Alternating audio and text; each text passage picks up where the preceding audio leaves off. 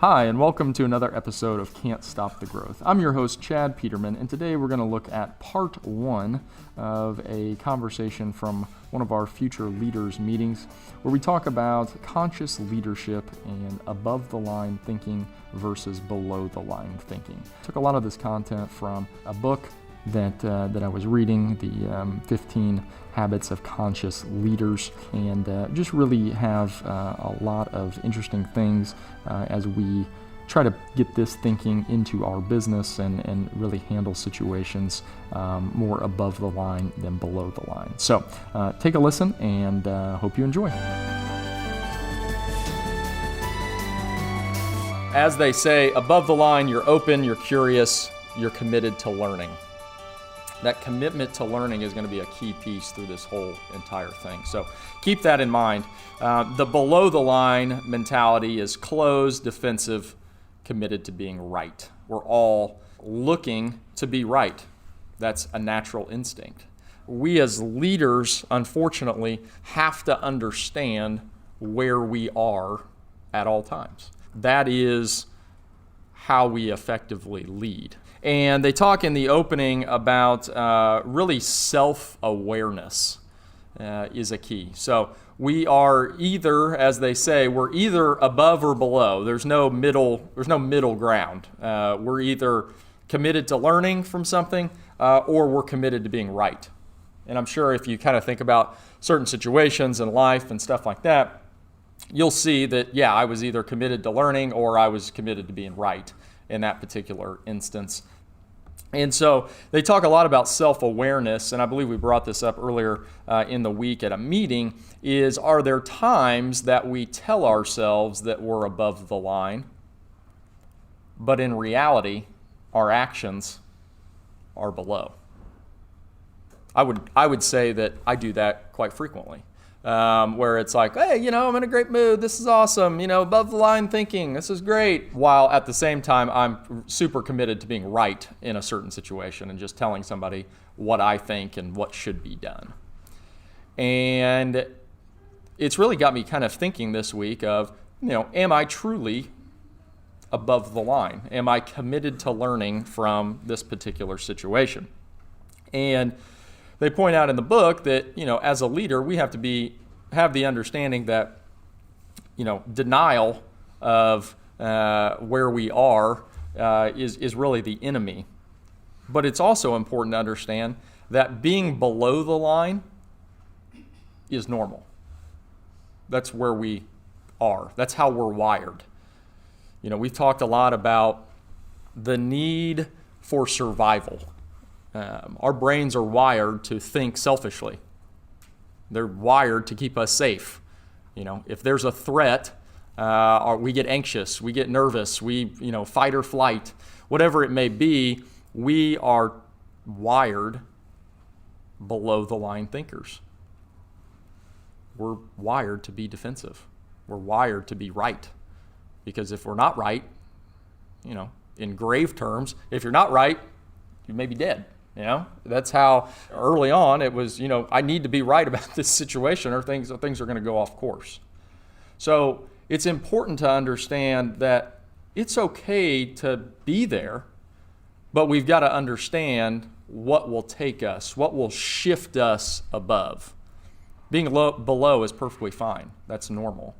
But if we're going to be a leader, if we're going to expand, if we're going to grow ourselves and grow others, we've got to understand where we are and how we can shift. And so I've got a couple of things. This book is great. They've got some incredible tools in here at the back, which is what everybody wants. You read a book, it's like, okay, well, I'm going to go try to put this into practice, but not really sure. Whereas this, they have some really good tools. And we talked a little bit about the threat. So below the line, normal, we get a threat. We want to be right about it. We want to really provide an answer for why something's happening as opposed to learning something. And, as I was thinking back on my experiences, we have a monthly call with our Next Star coach. And we send him over a copy of our monthly financials. We get on the call, and some months are better than others. But what I after reading this, what I learned is in those meetings, and I told Alan this the other day or yesterday, I go, we are so below the line in those meetings, it is not even funny. I mean, like if there's something he points out, a bad result, or that department didn't do well, I mean, we are blaming everybody but the kitchen sink. The weather, it was, don't look at that. We're sitting there crossing our fingers, hoping he doesn't go over that department, or we run out of time so he doesn't get to that one because we haven't come up with an excuse as to why that wasn't where it should be. I mean, it's frankly amazing. I mean, we are just so good at it. It's not even funny. And we've been doing this now for, oh my gosh, it'll be 5 years. So for 5 years, one meeting a month, every month, I have been a below the line I mean, I'm good at it by now. I mean, shoot, I better be 5 years of it. And so it just got me thinking, it got me chuckling like, oh my God, like we're totally missing the boat here. And so we have a call it's not next week, maybe the week after, the 20th, whenever that falls. And so what I've committed to is that everything, we're gonna go through it before, and everything that didn't go like it should have or wasn't where we're going to present him evidence of what we learned. What did we learn from this not going well? And how are we going to do better this month? So I'm really excited about that piece, but there again, that's that self-awareness piece that it's not easy. We want to have an answer. I want to be right. I want, John, our coach, to say, oh, well, yeah, the weather, that's probably a good excuse, that's what I want. Like, hey, I'm right. I got the answer to this, why it was there. But in all actuality, we're not learning anything. We're just trying to make up excuses so that we don't have to face the music, which is unfortunate. And they point out here, and why I think that example is so powerful, is knowing you're below the line is far more important than being below the line. What I mean by that is knowing where we're at, that self-awareness of, yeah, I'm not learning in this situation. I'm trying to cast blame on somebody, some situation, something other than what may be actually happening. When you go to cast the blame, that's when we close off any opportunity to learn. And we do this all the time, especially in this business. I mean, this business seems to be wired for below the line thinking because there's a lot of elements involved. But what can we learn from that? What can we control? What do we have the power to influence? In this opening chapter, along with the above the line, below the line model, he also introduces another model which involves ways of leading. So when we think about above the line, below the line, there's different ways of leading. Okay, if I want to be above, how do I lead? If I'm below, how do I lead?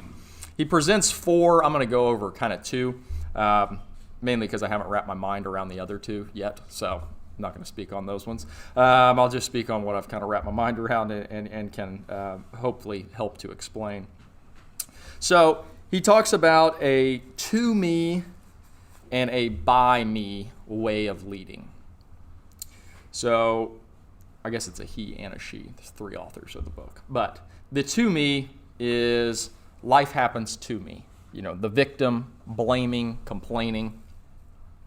There's a problem. Someone should fix it. And by God, it's someone's fault. Someone is to blame for this situation. These people, the to me way of leading, they're asking, why me? Whose fault is it? A lot of drama, because ultimately drama is blame, trying to figure out, play the blame game. Who's in charge of this problem? Why are they doing this? So on and so forth. The other is the by me. So this is the way of leading where you are the creator of what happens in your life, what happens on your team, whatever the situation may be, you're creating it. There's a lot of appreciation for what's going on, who's on my team, what we have the opportunity to do. Problems represent something to learn from, that above the line thinking. What do I want to create is what they ask themselves. There's a lot of personal empowerment. As we've talked before, taking responsibility empowers you to act. Taking responsibility, the by me way of leading. The one thing he points out, much like above the line, below the line, we fluctuate through. We're always in a constant state. We either fall below, we go above, so on and so forth. Same thing with these models of leadership. To me and by me, we all fluctuate. It's not like a stage thing. It's not like I was a to me leader and now I'm a by me leader. We fluctuate back and forth. And we all can probably think of examples where we were a to me, like, God, why'd this happen to me? This is terrible. Bad things, like can't explain it, and it just happens. And then we probably can all point to things where that by me, where we were open to learn, where we did identify, we were aware that we had the opportunity to create something great. We learned from a situation. We had kind of that epiphany moment of, oh my gosh, I think I figured out the answer. Or you ask the right question and someone gives you the answer and you're like, oh, that's totally it. That's a great way of thinking about it. I never thought about that. It's important there again, that self-awareness piece. Where are we on the spectrum? Where are we when it comes to leading? The to me type of leadership is a choice. They both are, really. You have the choice in any circumstance to assign blame, ask, why is this happening? Ask, why am I in this certain situation not respected? Or, someone did something and totally went against what I said to do. Always searching for answers.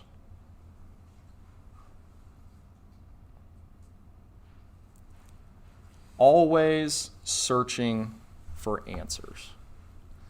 This one really struck me. Similar to the below the line, always coming up with an excuse as to why things are happening, what it may be. When it said this, always searching for answers, kind of had to look in the mirror for that one. I've been known to say I pride myself on figuring things out, on finding answers, on knowing the answer, on people coming to me and saying, hey, what should I do here? Oh, that's cool.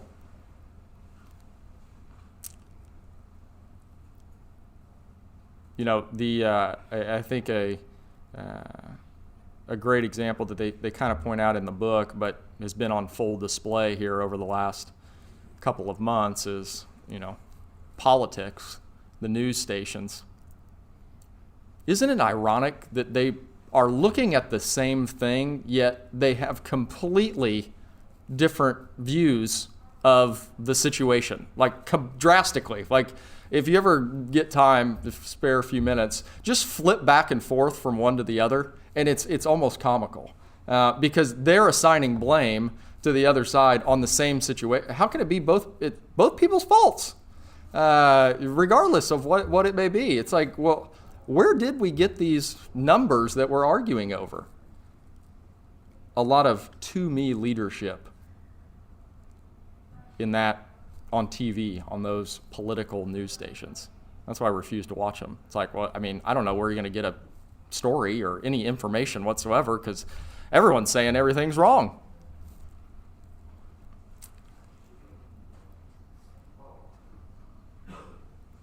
The key here is understanding that nothing's wrong. When problems arise, It doesn't mean they're wrong. It doesn't mean that something needs to be different. But what if we could learn from that?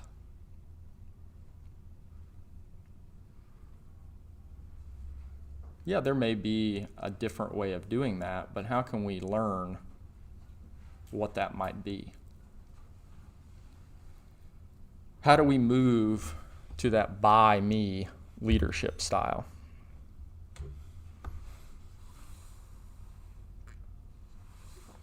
How do we come to believe that we will create the experience? We will create what will be. You know, I think Jack, when he stopped by, Jack Needham, who we've talked to and worked through his book over the last couple of weeks, well, really months now, you know, he talks a lot about that there is nothing wrong in life. Everything is just unfolding. Everything is just, as he says it, a conversation. Life is just unfolding. What are we going to make of what is unfolding in front of us? What are we going to learn from what's happening? Things are going to happen. A lot of things happen, and we view them as out of our control. So why are we trying to control them? Why are we trying to fix them? Why are we trying to be right? What if we just tried to learn? What if you said every time something went wrong, supposedly, we asked ourselves, well, what can we learn from this? What if you changed in your vocabulary from how can I fix this, or how are we going to fix this, to what can we learn from this? To me, even saying it makes me feel more empowered. Fixing it, kind of like, God, you know, had to dig into this one again. Ah, crap. It happened again. Or, you know what, this did happen again, but what did we not learn from the first time that it happened? That invites those great questions. That's how you get to the learning piece. Rather than just simply telling somebody what to do again, we ask questions. What would it look like if that went perfect?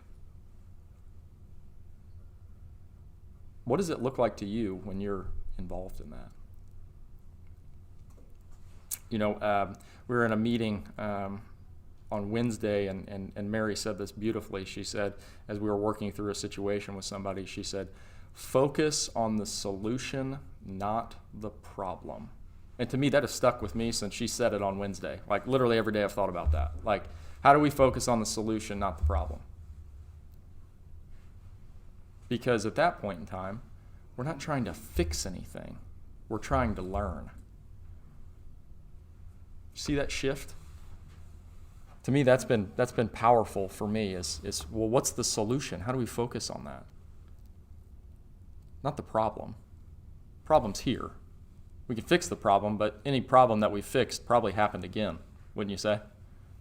We always say that. Well, we're going to have to go over that one, you know, in 6 months when everybody forgets and we go back to doing it that way. You better put that on the calendar for 3 months from now because that's not going to stick.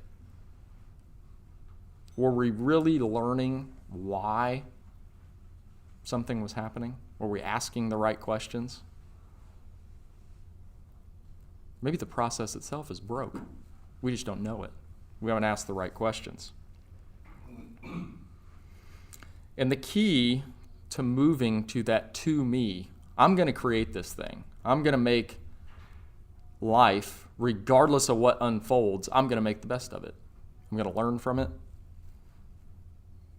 We're going to figure it out. That to me attitude, that to me way of leading oftentimes gets in our way. How do we get to the by me? I told you the book was 15 Commitments of the Conscious Leader. The first one they state is the most important. And I believe it to be the most important as well. I believe it to be the one that I struggle with the most. The gateway to buy me leadership is radical responsibility. Now, responsibility can be taken a number of different ways. What we're trying to get at is we can either take responsibility or we can blame somebody. Those are kind of our two options here. We can take responsibility or we can blame somebody. Blame is that to-me way of leading. It's that way of pushing off the responsibility to somebody else. Keeping that ego intact. Our ego wants to keep us safe, wants to be defensive, wants to always be right. I know I want to be right? I mean, that's natural. Yeah, I want to be right. I don't want to be wrong about it. But it's really making that shift to, it's not being right and wrong. It's being right or taking the opportunity to learn. Because if you think about it, if you've got a leader and all he cares about is being right about the situation, no one's probably going to follow him. I mean, that's just his way or the highway leadership there. But when we open up to learn, then you invite those you lead to grow, because they too are learning. We oftentimes talk about people, he's stuck in his own ways, stuck in her own ways. She's never going to get out of her way. Well, as a leader, you're invited to help them out of that. That's where they're going to grow. Some people take longer than others. Absolutely. Absolutely. But it's that constant asking them. It takes a long time. Some will catch on, but patience is key.